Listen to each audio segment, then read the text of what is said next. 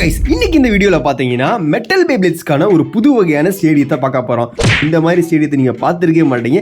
அப்படி ஒரு வித்தியாசமான ஸ்டேடியம். இந்த ஸ்டேடியம் யூஸ்வலாக இருக்க ஸ்டேடியத்தை விட ரொம்ப குட்டியான ஸ்டேடியம் தான். இதில் பேப்ளேட்ஸை வச்சு பெரிய பேப்ளேட்ஸை வச்சு பேட்டில் பண்ணுறது ரொம்பவே கஷ்டம். ஏன்னா ஏரியாஸ்லாம் ரொம்ப சின்னதாக இருக்கும். அதுவும் இந்த வீடியோவில் ஒன்று இல்லை 2 ஸ்டேடியத்தை அன்பாக்சிங் பண்ண போகிறோம். 2 ப்ரோ என்ன ப்ரோ சொல்கிறீங்க? எங்கே ப்ரோ அந்த ஸ்டேடியம் இருக்குது? அதை தாங்க பார்க்க போகிறோம். ஸோ இந்த பபுள் ட்ராப்குள்ளே தான் நம்ம 2 வகையான ஸ்டேடியத்தை போட்டு வச்சுருக்கோம். ஸோ இதுதான், இது எல்லாமே நியூ ஸ்டேடியம் தான், ஆனால் ஃபேக்கான ஸ்டேடியம். ஒரு ஃபேக்கான ஸ்டேடியம். இதில் வந்து ஒரு பயங்கரமான பேப்ளேட் பேட்டில்லாம் பார்க்க முடியுமான்னு கேட்டிங்கன்னா அப்படிலாம் எனக்கு தெரியல. அதை பற்றி பார்க்கறதுக்கு தான் வந்திருக்கும். இதை வந்து நான் மெட்டல் பேப்ளேட்ஸ்க்கும் பிளாஸ்டிக் ஜென் பேப்ளேடுக்கு மட்டும் தான் சூட் ஆகும். பஸ்ட் பேப்ளேடுக்கு சுத்தமாக செட் ஆகாது கைஸ். ஒத்துக்கிட மனசு இல்லைனாலும் அதான் நேசம்.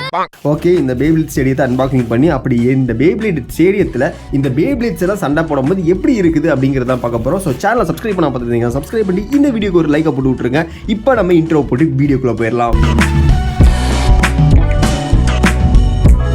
ஸோ சண்டே அன்னைக்கு யூஸ்வலாக ஒரு பேப்ளேட் அன்பாக்சிங் பண்ணுவோம். இன்னைக்கு நம்ம ஸ்டேடியத்தை அன்பாக்சிங் பண்ண போகிறோம். நம்ம ஆதி காலத்தை கத்தி வந்து விட்டது, களத்துக்கு நாங்களும் வரலாமா? ஓகே கைஸ், ஓப்பன் பண்ணிடலாம்.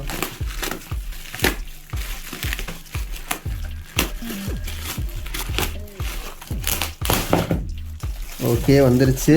பபிள் டாப் அப்படியே தூக்கி போட்டுடலாம், தேவையில்ல. ஸோ இதுதான் அந்த 2 ஸ்டேடியம். ஒன்று பார்த்தீங்கன்னா ப்ளூ கலரில் இருக்குது. ஒரு எப்படி சொல்கிறது, ஒரு டார்க்கான நேவி ப்ளூ கலர் அப்படின்னு சொல்லலாம். அது மட்டும் இல்லாமல் அந்த ஸ்டேடியத்தில் கிளிட்டராக இருக்குது. எஸ், புள்ளியாக கிளிட்டரிங் சர்ஃபஸில் கொடுத்துருக்காங்க. அண்ட் இன்னொன்று பார்த்தீங்கன்னா ஆஷ் கலர் கிரே கலரில் இருக்க ஒரு ஸ்டேடியம். இதுலேயே லைட்டாக கிளிட்டரிங் இருக்குது. பட் இந்த ஸ்டேடியம் யூஸ்வலான ஒரு ஸ்டேடியம் கிடையாது. ஒரு வித்தியாசமாக இருக்குது. பார்த்தீங்களா, என்ன ஷேப்படா இது? ஃபேஸ் போல்ட் ஷேப் மாதிரி இருக்குது. ஃபேஸ் போல்ட்டை விட கொஞ்சம் லெங்த் அதிகமான ஷேப்பை கொடுத்துருக்காங்க. ஸோ இது எந்த வகையில் 1 2 3 4 5 6 ஹெக்ஸகன் ஷேப்பில் கொடுத்துருக்காங்க. அது ஈக்குவலான சர்ஃபஸ் கிடையாது. இந்த இடத்துல கொஞ்சம் அப்படியே நீண்டுட்டு இருக்குன்னு சொல்லலாம். ஸோ இது வந்து சர்க்கிள் ஸ்டேடியம். இது பார்த்தீங்கன்னா ஒரு ஹெக்ஸகன் ஷேப்பில் இருக்க ஸ்டேடியம். பட் இருந்தாலுமே இங்கே ஒரு ஏரியா, அந்த பிளே கிரவுண்டுன்னு சொல்லுவாங்க, அந்த பேப்ளேட் போய் விளையாடுறதுக்கான ஏரியா வந்து ஓவல் ஷேப்பில் இருக்குது. இங்கே அப்படி கிடையாது ப்ரோ. பேப்பரே ஓப்பன் பண்ணாமல் காமிச்சிக்கிட்டு இருக்கீங்க. இந்த ஓப்பன் பண்ண ப்ரோ.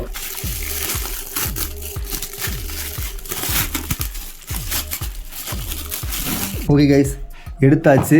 ஸ்டேடியம் பார்த்தீங்களா, ரொம்ப குட்டி, இவ்வளோதான் இருக்குது. பிளாஸ்டிக் குவாலிட்டி ஓரளவுக்கு டீசெண்டாக இருக்குன்னே சொல்லலாம். இது ஃபேக்கான ஸ்டேடியம் தான், ஒரிஜினல்லாம் கிடையாது. அண்ட் இதில் இன்னொரு மெக்கானிசம் இருக்குது. கேஜ் மாதிரி இங்கே நம்மளால் அதை தூக்கி வைக்க முடியும். லைக் எப்படின்னு பார்த்தீங்கன்னா, இதை அப்படியே இன்செர்ட் பண்ணிட்டோம்னா இங்கே கேஜ் மாதிரி வந்துடும். பார்த்தீங்களா, பேப்ளேட்ஸ் அடித்தாலும் வெளியே போகாது. ஸோ இந்த மாதிரி எல்லா இடத்துலையும் நம்ம இந்த ஒரு கேஜை வெளியே கொண்டு வந்துடலாம். ஸோ கைஸ் பார்த்துக்குங்க, ஒரு WWE ரெஸ்லிங் கேஜ் மாதிரி இருக்குது. பார்க்குறதுக்கு உண்மையிலே நல்லா இருக்கு கைஸ். ஸோ இதனால் என்ன ஆகும்னா, ஸ்டேடியம் அவுட்டு அடிக்கடி நடக்காது. இது ஒரு நல்ல விஷயம் அப்படின்னே சொல்லலாம். இந்த ஸ்டேடியத்தில் இடையில இந்த ஒரு பேபிள் சண்டை போட்டுருக்கோம். இந்த கேப்பில் வேணால் போகிறதுக்கு சான்ஸ் இருக்குது. பட் மெஜாரிட்டியாக இங்கே அடித்து மறுபடியும் களத்துக்குள்ளே நின்று சண்டை போடும். பட் ஏரியா ரொம்பவே குட்டியான ஏரியா பார்த்தீங்களா. அதனால தான் சொன்னேன், மெட்டல் பேபிள்ஸ்க்கு, குட்டியான மெட்டல் பேபிள்ஸ்க்கு மட்டும் தான் சண்டை போட நல்லாயிருக்கும் அப்படின்னு சொன்னேன். சரி ஓகே, ஃபஸ்ட்டு ஸ்டேடியத்தை பார்த்துட்டோம். இதில் பேட்டில்லாம் பண்ணி பார்க்க போகிறோம், வெயிட் பண்ணுங்கள். ஆனால் எனக்கு பர்சனலாக இந்த ஸ்டேடியம் பார்க்குறதுக்கு நல்லா இருக்குது. எனக்கு தெரிஞ்ச அட்டாக் டைப் பேபிள்ஸில் வெறியாக சுற்றுன்னு நினைக்கிறேன். ஓகே, இது அப்படியே கார்னரில் வச்சிடலாம். அடுத்து பார்க்க போகிறது வந்து ஹெக்ஸகன் ஷேப்பில் இருக்க ஸ்டேடியம் தான். ஸோ இதை ஓப்பன் பண்ணிடலாம்.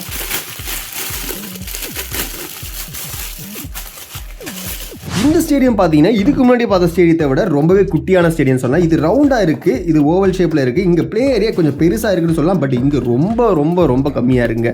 பார்த்தீங்கனாலே உங்களுக்கே தெரியும், ரொம்ப கம்மியான ப்ளே ஏரியா கொடுத்துருக்காங்க. பட் இங்கே அப்படி கிடையாது, இங்கே கொஞ்சம் அதிகமாக இருக்குது. கம்பேர் பண்ணும்போது இந்த ரெண்டையும் கம்பேர் பண்ணும்போது இங்கே அதிகமாக இருக்குது அப்படின்னே சொல்லலாம். இந்த ப்ளூ கலர் ஸ்டேடியத்தில் அதிகமான ப்ளே ஏரியா ஸ்பேஸ் கிடைக்குது. இது ஒரு வித்தியாசமான ஷேப்பில் இருக்குன்னா, இது ஒரு பேப்ளேட் ஸ்டேடியம் மாதிரி எனக்கு தோணலை அப்படின்னு தான் சொல்லணும். அண்ட் இதுக்கும் பார்த்தீங்கன்னா கேஜ் மாதிரி ஒன்று கொடுத்துருக்காங்க. ஸோ அதை அப்படியே எடுத்து வச்சிடலாம். ஓ, வெளியே வருது பார்த்தீங்களா, இதான் WWE ரிங்கு மாதிரி இருக்குது.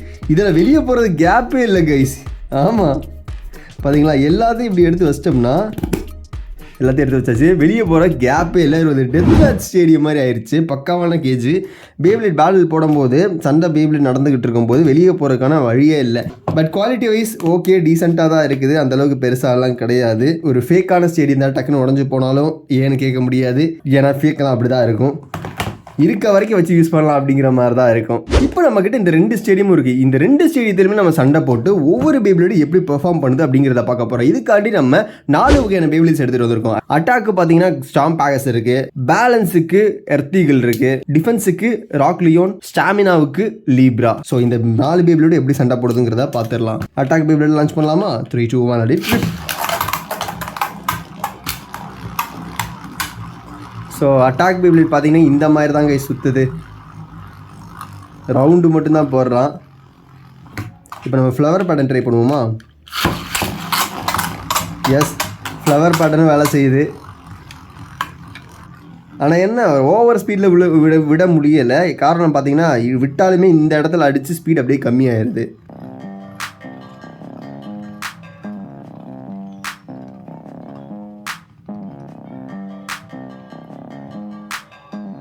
ஓகே, பரவாயில்ல, நல்லா இருக்குது அப்படின்னு சொல்லலாம் கைஸ். இப்போ நம்ம ஸ்டாமினா பேபிளேட் விடுவோம். ஸ்டாமினா பேபிளேட் பார்த்தீங்கன்னா சென்டரில் தான் நிற்க போகுது. எஸ், நினச்ச மாதிரி தான். எந்த இடத்துலையுமே மூவ்மெண்ட் கொடுக்காம கரெக்டாக சென்டரை பிடிச்சி நிற்கிறான். அதான் ஸ்டாமினா பேபிளேட். லீப்ரா ஒரு பக்காவான ஸ்டாமினா பேபிளேட் அப்படிங்கிறனால அப்படி தான் நிற்கும். வேறு எந்த இடத்துக்குமே மூவ் ஆகாது. ஸோ இது வந்து அந்தளவுக்கு பெருசாலாம் இல்லை. எப்போ யூஸ்வலாக எல்லா ஸ்டேடியத்திலும் எப்படி லீப்ரா சுற்றுமோ அதே மாதிரி தான் இந்த ஸ்டேடியத்தில் இருக்குது. இதுக்குன்னு சொல்லிட்டு பெரியசா யூனிக்னஸ் கிடையாது. இப்போ நம்ம டிஃபென்ஸ் பேபிளேட்டை லான்ச் பண்ணலாம். ராக்லியோன். ஸோ ராக்லியன் வந்து ஒரு பால் டிப் மாதிரி ரவுண்டாக இருக்குங்கிற காரணத்தினால சென்டருக்கும் நிற்பான், அதே நேரத்தில் எப்படி சொல்கிறது கொஞ்சம் மூமெண்ட்டும் கொடுப்பான் அட்டாக் பேபிளேட் மாதிரி. ஸோ இதுவும் பார்க்குறதுக்கு நல்லா இருக்குது. ஒரு வித்தியாசமான பேட்டர்னை இந்த ராக்லியனால் இந்த ஸ்டேடியில் கொடுக்க முடியும். அடுத்து எர்த்திகள் லான்ச் பண்ணலாம். ஸோ எர்த்திகளும் கரெக்டாக சென்டரில் தான் நிற்கும். ஏன்னா இதோட டிப் அந்த மாதிரி டிப்பு, ஷார்ப்பான ஒரு டிப் அப்படின்னு சொல்லலாம். ஸோ அதனால் எப்படி சொல்கிற ட்விஸ்டட் டம்போங்களாக கொடுத்துருக்க டிப் தான் கொடுத்துருக்காங்க. ஸோ சென்டரில் தான் நிற்பா இவனும். ஸோ 4 பேபிளேட்ஸையுமே சுத்த விட்டு பார்த்தாச்சு. இப்போ நம்ம இந்த 4க்குமே சண்டை வச்சு பார்த்துடலாம். 4யுமே ஒரே நேரத்தில் விட போகிறோம். லான்ச் பண்ணி எப்படி இருக்குங்கிறத பார்க்கலாம். ஸோ ஃபஸ்ட்டு நம்ம எர்த்திகள் லான்ச் பண்ணலாம். இல்லை 2 விடுவோம். இப்போ அட்டாக் லான்ச் பண்ணலாம்.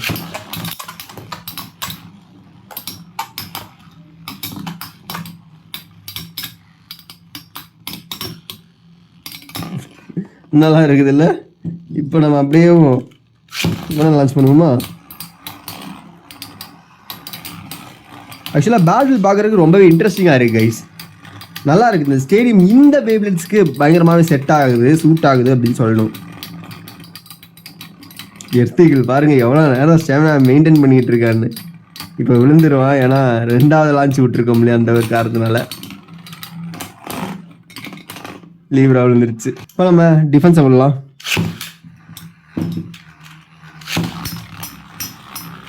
மூணு பேபிளேட விட்டாட்டு என்ன ஆகும் பார்ப்போமா? ஐயோ, 3 பேபிளேட விட்டா வேற மாதிரி இருக்குது. ஓகே, இப்போ 4 பேபிளேட் லான்ச் பண்ண போகிறோம் கைஸ். 4 பேபிளேடும் 3க்கே தாங்கலை. 4க்கு என்ன ஆகுதுங்கிறத பார்ப்போம்.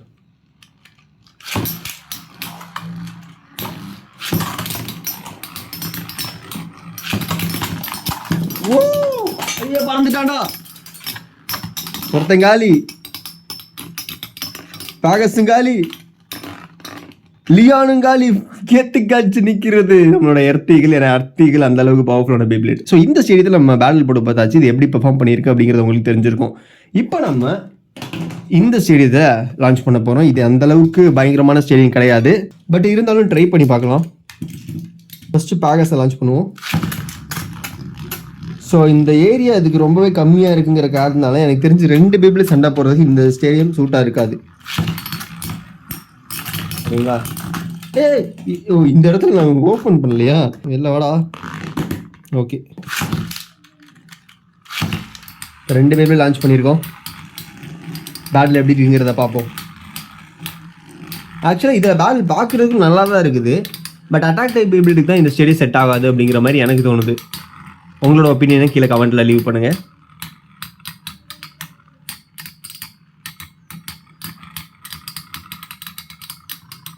யார் ஜெயிப்பான்னு பார்ப்போமா? எர்த்திகளா லீப்ராவா? இந்த ஸ்டேடியத்தில் யார் கெத்து காட்டுறாங்கிறத பார்ப்போம். எனக்கு தெரிஞ்சு லீப்ரா தோற்று போயிடும், பட் பார்ப்போம். லீப்ராவோட எர்த்திகளுக்கு ஸ்டாமினா அதிகம். எஸ், நினச்ச மாதிரி தான் நடந்திருக்கு. இப்போ நம்ம டிஃபென்ஸையும் அட்டாக்கையும் லான்ச் பண்ணுவோம். ஓ, இவன் அடிச்சு அவனே வெளில போயிட்டான். அட்டாக் டைப் தான் இந்த ஸ்டேடியம் செட் ஆகாது. வா இங்க பாருங்க, பேகஸ் பொழந்துக்கிட்டு அடிக்குது இந்த ஸ்டேடியத்தில். ஆக்சுவலாக ரொம்ப குட்டியாக இருக்கிறதும் பார்க்கறதுக்கு ஒரு வித்தியாசமான பேட்டிலாக இருக்குதுன்னு தான் சொல்லணும். நல்லா இருக்குது. இப்போ நம்ம 4 ஒன்றா விடுவோமா? இல்லை 4 விட முடியாது, 3 மட்டும் விடுவோம். 3, 2, 1 let it rip. ஓகே இதை பார்க்குற டீசெண்டாக இருக்குது. அட்டாக் மட்டும் வந்தால் தான் ஆட்டமே குழம்பிடும். ஒட்ட விழுந்துட்டாங்க கைஸ். இதுலேயும் ஸ்டேடியம் அவுட் ஆகுறானுங்க. நீப்ரா பறக்க விட்டானுங்க. லியானுக்கும் ஈகிளுக்கும் தான் சண்டை நடந்துக்கிட்டு இருக்கு. பட் அதில் எர்த்தீகிள் ஈஸியாகவே ஜெயிச்சிரும். ஏன்னா ட்விஸ்டட் டப்பாவே சம்பவம் பண்ண ஆள் எர்த்தீகிள், சொல்லவா வேணும். என்னடா எர்த்தீகிளோட பொசிஷன் மாறுது? இல்லை லியான் தலை மாறுது, பிரச்சனை இல்லை. எஸ் காய்ஸ், எர்த்தீகிள் அசால்ட்டாகவே வின் பண்ணிருச்சு. உண்மையிலேயே மாஸ். அவள் தான் இந்த வீடியோ முடிஞ்சு. இந்த ஸ்டேடியம் பார்த்தீங்கன்னா உண்மையிலேயே மெட்டல் பேப்ளிட்ஸ்க்கு சண்டை போகிறதுக்கு மட்டும்தான் சூட்டபிளாக இருக்கும். அதுவும் சின்ன மெட்டல் ஃபியூஷன், மெட்டல் மாஸ்டர் பேப்ளிட்ஸ்க்கு மட்டும்தான் செட் ஆகும்.